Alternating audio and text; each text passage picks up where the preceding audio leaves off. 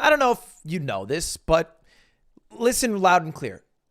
None of your content creators, your favorite ones, including me, are your friends. Parasocial relationships, one-sided relationships where one person extends everything and the other party is completely aware of the other's existence. It's an almost illusionary experience where audiences consider media personalities friends, as if these media personas are engaged in reciprocal relationships with the viewer. Parasocial relationships have been around forever, and with the introduction of the internet, it has only gotten worse. We as humans are social creatures. We as humans look for social interaction, but a lot of the time, these social interactions become parasocial.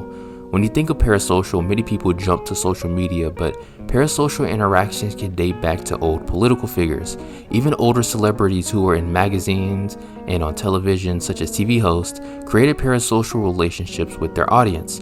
Parasocial interactions are inevitable, but my problem is not with the interaction itself, but rather with the exploitation of these parasocial interactions. A great example is Marilyn Monroe. Articles have been written about the parasocial obsession with Marilyn Monroe, and if you take the time to look at the prices her items are going for, you will understand how popular she was and still is to this day. Realistically, the reason her items are going for insane prices is because of people's attachment to her.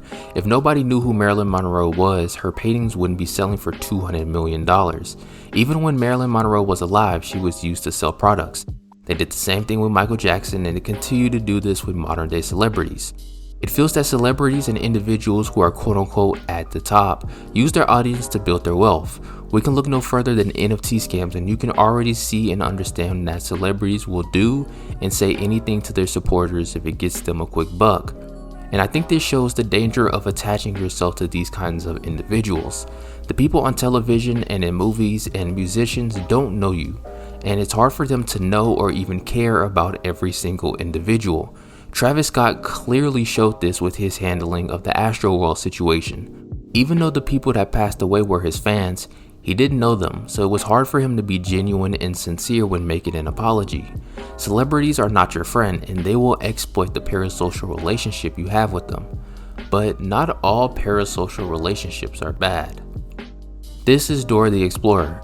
It's a children's animated TV show where she talks directly to the audience. The same thing happens in other kids shows such as Diego or Elmo or Blue's Clues. On-screen characters address the audience, and this creates a responsive feedback loop where young children participate in pseudo-conversations with on-screen characters. Speaking of children's unhealthy parasocial obsession, let's talk about Dream SMP. Don't worry, I'm not going to go into detail as you guys probably don't care, but I think Dream SMP is a perfect example of the dangers of strong parasocial relationships, especially at a young age. Viewers will become attached to these YouTubers and streamers, and nowadays, anyone has a platform to express or share their fanatic or stan tendencies to the world. Now, what these people choose to watch and do in their free time is none of my business, but I believe there is this danger of becoming too attached to mass media persona or public figures who don't really know who you are. It can lead to one-sided pseudo relationships where the emotion isn't reciprocated. Viewers treat these influencers as friends and will tend to listen to them as if they were directly talking to you. Most research and literature focused on parasocial interactions in television and film, but people took parasocial to a whole new level with the internet. Social media is designed to be parasocial, interacting with influential people from streamers to politicians. With television, there is no real-time response, but with social media, users feel more engaged than ever. Social media provides more opportunities for intimate, reciprocal, and frequent interactions between users and social media influencers, whether that be commenting, liking, following, direct messaging, and even paying for exclusive groups to have direct access to these influencers. It's easier than ever to foster a parasocial interaction, but the problem comes when people use parasocial interactions as a substitute for raw, genuine, and authentic social interactions. Lonely individuals will look for these parasocial interactions, and that's a big reason as to why OnlyFans has grown so large. It was never about the footage, it was about the interaction. Parasocial interactions can also foster insecurities, especially with body image. With apps such as Instagram, users will create self-comparisons with mass media personas such as Instagram models. And what's crazy is that these social media influencers and Instagram models prey on that insecurity and try to sell you a product so you can look like them. Influencers have influence because people listen, and influencers will play into that and continue to sell their audience products and exploit their supporters for money. And the same thing goes for other platforms too. On YouTube, content creators play a character. Videos can be edited down to the creator's liking, and things that would expose or cancel them will just get cut out. We as viewers attach ourselves to these creators, but we really don't know who they are.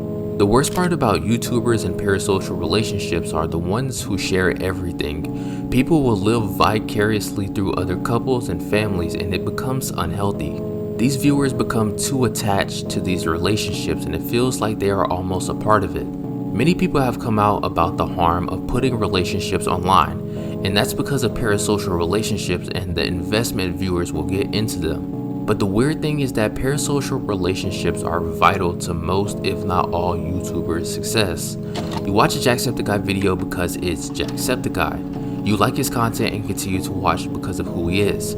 Parasocial relationships are inevitable, even if you don't show your face. But then creators will turn around and monetize these parasocial relationships, earning money through various means of revenue.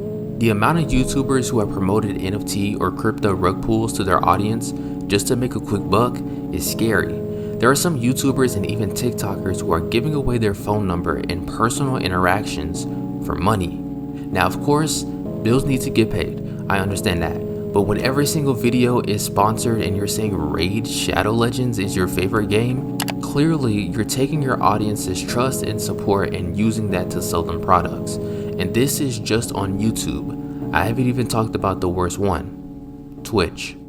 Twitch is a breeding ground for parasocial relationships.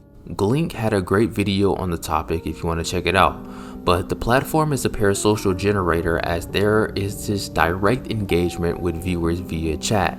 Viewers will type in chat and the streamers will react in real time, creating the facade of social relationships or interactions. Streamers react even more when money is involved, like when people sub or donate.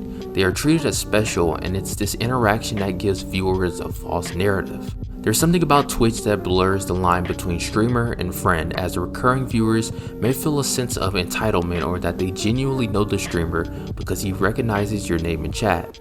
But the sad reality is that bigger streamers will never be able to know every single one of their chatters. But they will take those gifted subs and will put ads in the corner and will do sponsored streams and will promote a bunch of shady illegal websites where they get a cut if you use their promo code.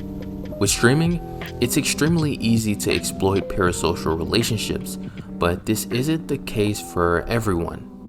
As much as big creators on Twitch are mainly talked about, majority of Twitch are smaller streamers, and so I wondered if the same parasocial logic applied to them. So I decided to interview a few smaller streamers I watch and see if they also would exploit their viewers for money, or if they also deal with parasocial relationships, and it seems like it's the total opposite. Smaller streamers know their chat. When the same handful of viewers type in chat, you start to recognize the names, and you start to build a community. It feels that smaller streamers cared more about the people in their chat compared to bigger streamers, which makes sense. It's a lot easier to know 5 people rather than 30,000, and it starts to feel like a group of individuals with a common interest of hanging out and chatting. Again, people have bills to pay, but with smaller streamers, it feels that people have a mutual interest in fostering meaningful relationships. There was this study done by Google, and it reported that 40% of millennial subscribers say their favorite content creator understands them better than their friends. Realistically, their favorite creator doesn't know them, but it goes to show how strong parasocial relationships can be when fostered. They say Generation Z is the loneliest generation, and it makes sense when you spend hours typing your life away. Thanks for watching, catch you in the next video.